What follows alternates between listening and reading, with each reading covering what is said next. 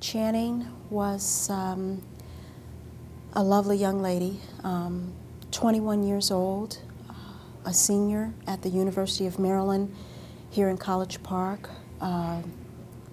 Very vibrant, very alive, had so much going for her, just the sweetest, beautiful person.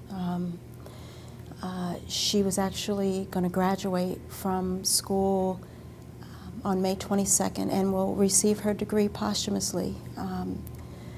She was pregnant with our first grandbaby, due in June of '09, and just on her way to a vibrant life. She was driving along the 495 Beltway here in the Washington, D.C. area, and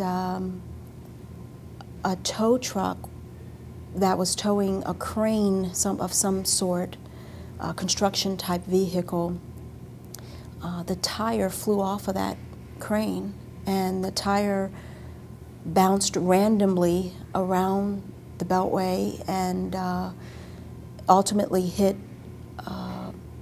another vehicle, which I believe was an 18-wheeler, and bounced off of that vehicle and smashed or crashed into Channing's vehicle. From what we're told, she was killed instantly. The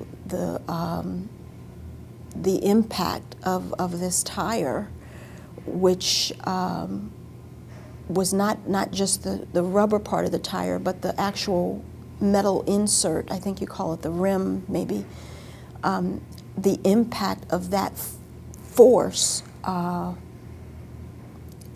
basically it killed her and the baby instantly. And we are just very saddened by her loss. And this happened a very short time ago, just a little over 3 months. She did very well at the University of Maryland, kept her grade point average such that she was on the honor roll the entire time, and she just was just you know, everyone that knew her held her in high regard, and I don't know of anyone at all, and I'm not just saying this because, you know, biased because she's my daughter or because of what happened, but I can't, there's no one that ever came, that I ever heard of anything bad that had anything bad to say about her at all. She was a very, although she was quiet, but she carried a big hammer. She had a lot of impact on a lot of people. There were over 500 people that showed up at her funeral as a result of this, on a snowy day, which I think attests to her, you know, to her as a person. Two things specifically where the laws, regulations, and enforcements failed my daughter.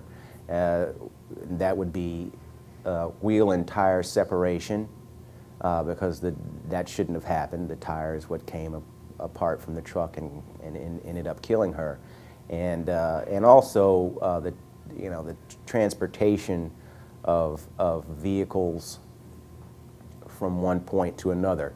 I think that that should be analyzed and made more safe, to include the actual preparation and release of the vehicle, the actual hookup and transportation of the vehicle, whether it be towing or carrying in the vehicle, and then the you know, the disconnection and release of the vehicle.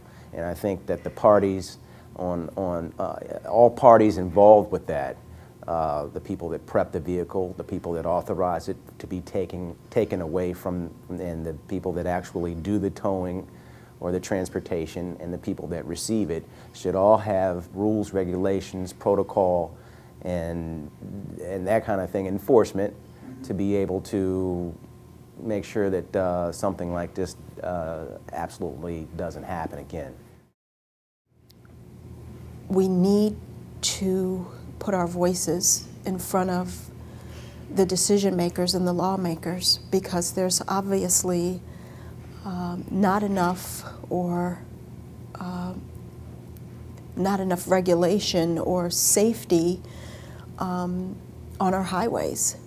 I don't think that we should be worried about tires flying around on highways. I think we should be responsible to have safe regulations, and I think that the Truck Safety Coalition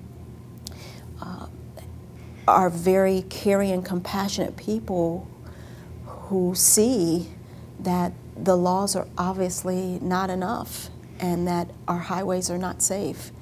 So I'm here to do whatever I can to be a voice, or to write a letter, or to ask the lawmakers to put some regulations in place so that no other family has to go through what we're going through right now. You know, I don't call it an accident because it wasn't an accident. It was preventable. And when people say to me, "I'm sorry to hear that your daughter died," I say, she didn't die. She was killed.